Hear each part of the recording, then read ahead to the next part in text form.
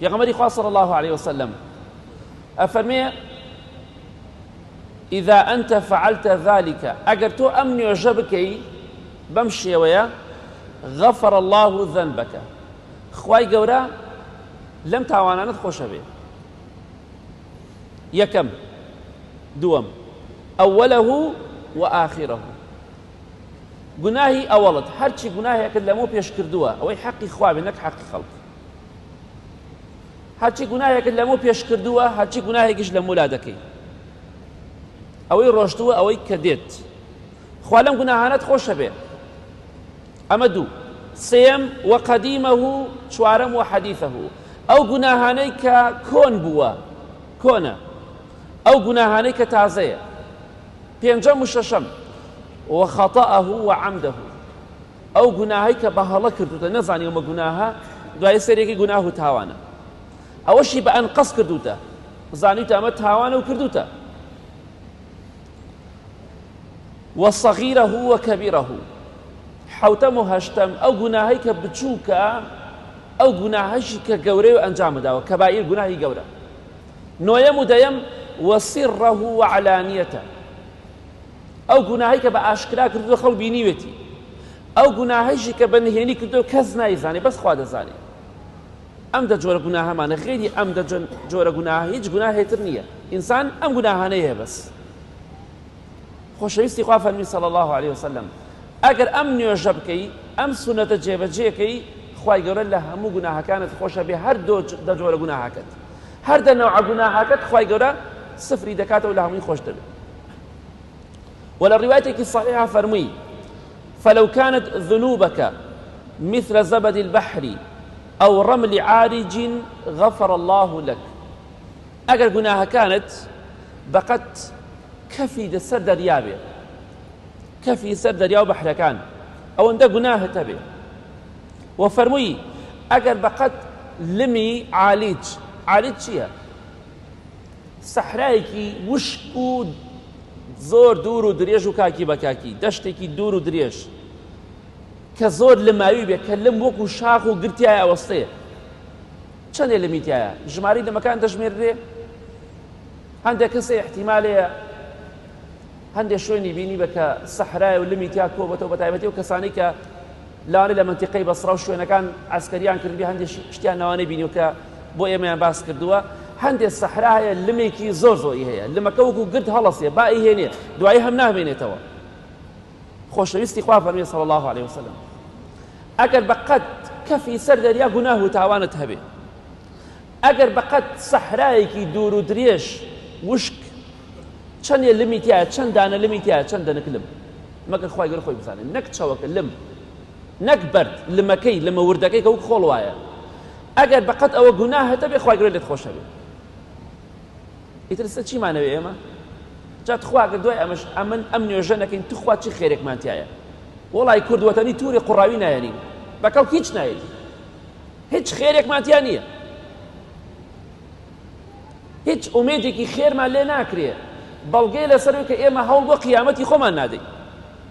و پێغەمبەری خوا فەرمی صلی الله عليه وسلم فإنك لو كنت أعظم أهل الأرض ذنبا غفر لك بذلك أي مسلمان بس بو مرجي مسلمان بي أجل لسر زوية لهمو كسي لسر زوية تاوان بانترين مسلمان بي مسلمان يك نبي لتوب ناهي زياتر بي ما دام أمن يجبكي خواي قوري لقونا كانت خوشي بلان أمو بلغانية لسر أوي بچم زيناب كمو لولا شو نيجي صلاة تصبيح كم لولا شوا خراپە ظلم لە خەڵکی کەم بە خوای گەورە بستێ زەوی دایکی کرد بێ هەموو ڕۆژێ دەجا سەڵات و تەسبیحی خوا لێت خۆش نابێ ئەوە حەقی خەڵکە دڵت خۆش نەبێ ظلم بکەی فێڵ لە خەڵکی بکەی لە بازاڕە غەش لە خەڵکی بکەی درۆ لەگەڵ خەڵکیا بکەی ئەمانە حەق الناسە ئەمە شمولی ناکە ئەمە شمولی شتێکە کە تاوانێک بینی خۆت و خوای گەورە لەوانەیە تۆ بتەوێ پەنا بخوا خەڵکی وایە لە مادام ئەمە هەیە گوێمان لێ بۆ شتانە ئەڵێ ڕۆم زیناکەم و دوایە و نوێژەکەم ئەگەر لە کاتی زیناکان مردی خوا خستێ ناو جەهەنەمەوە چێکی بۆ زەمان هەیە بۆیە خۆشەویستان پێغەمبەری خوا صلی الله عليه وسلم ئەم نوێژەی فێری ئێمە کردووە کە نوێژی سەڵات و تەسبیحە بۆچی پێدێت سەڵات و تەسبیح واتە ئەو نوێژەی سوبحان الله تایە ئەوەی کە من متابعەم کردبێ هەندێک کەسەیە بەبێوەی عیلمێکی باشی پێبێ لەو مەسەلەدا ئەڵێ حەدیثەکە صحیح نییە ئەو کەسانی کە شارەزایان هەبێ خوێنەوار بن دەزانن چی دەڵێن مەکتەبەیەکەی ناوی مەکتەبە شامیلەیە بۆی ئەم شتە باسەکەم بۆی کەسێک قسەی کرد هە لە خۆی قسە نەکە مەکتەبە شامیلە هەیە زەخمترین مەکتەبەیە 2 ساڵی ڕێک ڕۆژی وا بۆ 8 سەعات لەسەر کۆمپیوتەر بوومە 8 سەعات 2 ساڵ متابعەی ئەم نوێژەم کردەوە بە هەرچی مەکتەبە شامیلە هەیە وشەی سەڵات و تەسبیحی تیابی هەر هەموو خوێناوەتەوە بە ماوەی 2 ساڵ لەسەر ئەوە گەشتمە ئەو نەتیجەی کتابیشمان الحەمدولillah سەری دەرکرد لە بازاڕ کتابەکە موجود ئێستا تەبعی نەماوە لە بازاڕە نییە حاليا بەڵام کتابەکەمان تەبع کرد الحەمدولillah فەزڵ و گەورەی نوێژی سەڵات تەسبیح گەشتمە ئەو قەناعەتەی ئەوەی کە عولەما دەڵێن صحیحە و حەدیثەکە ڕاستە و سونەتە 71 عولەما دەڵێن صحیحە ئەوەشی کە دەڵێن ضعیفە یانزن علماء حديث هر هم يندلين صحيحة إلا إمام ترمذي نبيت بويا حفتاويك علماء جورو كعلماء حديث إنه إشي خويانا دلين صحيحة حديثك الجمالي يعني يانزكز دلين ضعيفة حفتاويك لكوي يانزل لكوي لكاتك أو حفتاويك علمي حديث إشي خويانا أما كانت الرحمة إخواني بالضربي علماء حديثني علماء فقه محدثنين بو إن شاء الله جمالك للصحيحتين حديثات النبي لسريها مش أنه إمامي ألباني رحمة إخواني بيتفهمين صحيحة إن شاء الله جمال لا وداني أم حديث الراسته وجمالي تداني إن شاء الله جاء في غمر صلى الله عليه وسلم فير ما عندك دو أمن يوجد شون كي بعدم أود باداشتكي بي أو عندك جورة بي يكم اشتيامة تعبتني بماني رمضان أو أمن يوجد لرمضان بيكي لغير رمضان بيكي أم خير هذا سكبي أما بيندي برمضان ولا يترو قدر ونية همو كاتي تكريه خۆشەویستی خوا فەرمی صلی الله عليه وسلم ئەگەر پێت کرا هەموو ڕۆژێ ئەم نوێژە جارێک بکە یەک جار لە شەو ڕۆژێکە جارێک ئەگەر پێت نەکرا هەفتەی جارێک ئەگەر پێت نەکرا مانگی جارێک ئەگەر پێت نەکرا ساڵی جارێک ئەگەر پێشت نەکرا لە تەمەن تا جارێک بیکە ئینشاءڵڵا کیفایەتە بۆت ئەم نوێژە بە جەماعەت ناکرێت ئاگاداری خاڵە بن هەندێک سونەتەیە وەکو نوێژی چێشتەنگا و وەکو نوێژی سەڵات و تەسبیح کۆمەڵێن نوێژەیە بە جەماعەت ناکرێت وەکو تەراویح نییە بۆی ئاگادار بن بە جەماعەت کارێکی شەرعی نیە و سونەتی پێغەمبەری خوانی صلی الله عليه وسلم هەر کەسە بۆ خۆی دەیکات ئەم نوێژە دەتوانی ئێستا شێوازەکەی باسەکەی ئینشاءڵڵا دەتوانی دوورکات بیکەی دوورکات بکەیت و سەلام بدەیتەوە دوای دوور کاتی تر بکەیت ئەشتوانی هەر 4 ڕکاتەکە بە یەک سەلامدانەوە بکەی بە یەک تەحیاتیش واتە بەس تەحیاتی ئاخر دەخوێنی کاتێککە ڕکاتی دووەمت تەواو کرد هەڵ ئەسیتەوە بۆ ڕکاتی سێیەم تەحیات ناخوێنی لەبەر چی لەبەر ئەوەی ئەم 4 ڕکاتە سونەتە لەگەڵ نوێژی نیوەڕۆ و عەسر و عیشادا فەرقی هەبێت فەرقێک لە نێوان فەرزەکە و سونەتەکە هەبێت بۆیە دەتوانی دوو بیکەی دەشتوانی هەر 4ەکەی بە یەکۆ بکەی بەڵام بە یەکۆ بیکەی هەر 4ەکەی تەحیاتی یەکەم نەخوێنی خێری زیاتر و ظاهری حەدیثەکە وا دەرەکەوێت چونکە پێغەمبەری خوا فەرمی صلی الله عليه وسلم 4 ڕکات نوێژکە باشتر وایە بە یەک و هەر 4ەکەی بکەی بە یەک تەحیات بەڵام دووش بیکەی هەر دەبێ و هیچ ناشەرعیکی تیان نیە ئینشاءڵڵا شێوازەکەی چۆنە پێغەمبەری خوا صلی الله عليه وسلم بۆمانی باس کردووە 4 ڕکات نوێژی سونەتە الله ئەکبەر دەکەی وەکو نوێژ دابەستن کە نوێژت دابەست سوورەتی پیرۆزی فاتحە دەخوێنی لەگەڵ سوورەتێکی ترا قول هو الله ئەحەدە سوورەتێکی تر کەیفی خۆتە لە دوای فاتحە و سوورەتەکە 15 جار دەڵێی سبحان الله والحمد لله دەستاوە وەستاوە سبحان الله والحمد لله ولا إله إلا الله والله أكبر ئەشتوانی ئەمە ئەم پەنجانە بینەک هەموو پەنجەی سێ پارچەیە ئەم بینانێ سێیە ئەمە 6 بوو ئەمە 9 ئەمە 12 و 15 ئەتوانی زانایان باسێکە ڕەحمەتی خوا لێبێ 3 جار خوێنات ئەم پەنجەی تۆ جیاکەیتەوە یعنی ئەوە 3 جار تەواو ئەوە 6 تەواو ئەوە 9 تەواو ئەوە 12 تەواو و 15 تەواو ئابەم شێوەیە لدواي فاتحة وبون نقول هو الله أحد بانزا جار سبحان الله والحمد لله ولا إله إلا الله والله أكبر أم جات شكل دستر وسطاوة كتوابي بانزا جار دلي الله أكبر أروي بو ركوع سبحان ربي العظيم دخويني سيجار اتر ذكري تدخويني ركوع كيف خوتا دواي ويك سبحان ربي العظيم تخوينا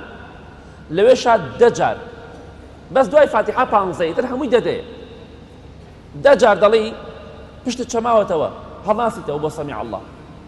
دەجار دەڵی سبحان الله والحمد لله ولا إله إلا الله والله أكبر أما 25 جار هەڵاستەوە بۆ سەمیع الله لمن حمده ربنا لك الحمد حمدا كثيرا طيبا مباركا فيه لەوێشا دەست شۆڕ دەکەیتەوە دەجار دەڵی سبحان الله والحمد لله ولا إله إلا الله والله أكبر أما 35 جار الله أكبر دەکەی ئەڕۆی بۆ سەجدەی یەکەم دواي سبحان ربي الأعلى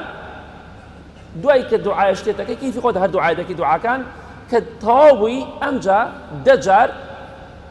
ضلي سبحان الله للسجدية كما والحمد لله ولا إله إلا الله والله أكبر أمجا الله أكبر يتكي خلاصيته وبو بيني سجدة كان أما تشلو بينجار لبيني دو سجدة كا دعاء دخلين يقول من السنة بلي ربي اغفر لي وربي اغفر لي يا هر دعاء تبدأ بك لبيني دو سجدكا دست آوا دكيتوا وقت حياتنا يوصليني آوا دست دكيتوا لبان ران دايني دجا دلي سبحان الله والحمد لله ولا إله إلا الله والله أكبر أما بنجا بينجار الله بركي ريبو السجدي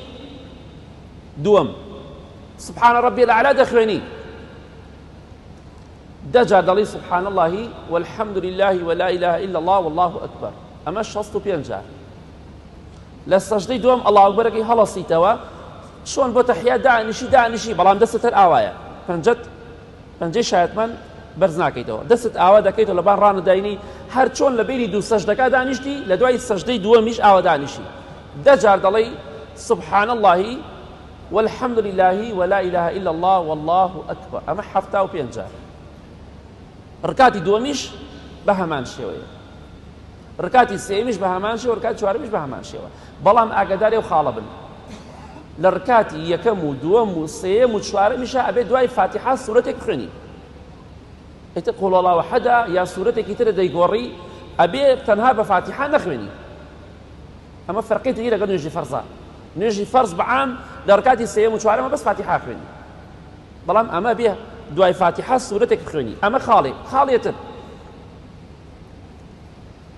كاتك دلي بون من جاري دين دلي سبحان الله والحمد لله ولا إله إلا الله والله أكبر نابي بريبو سجدة أبي بلي سبحان الله والحمد لله ولا إله إلا الله والله أكبر الله أكبر الله أكبر نيوش بجياكي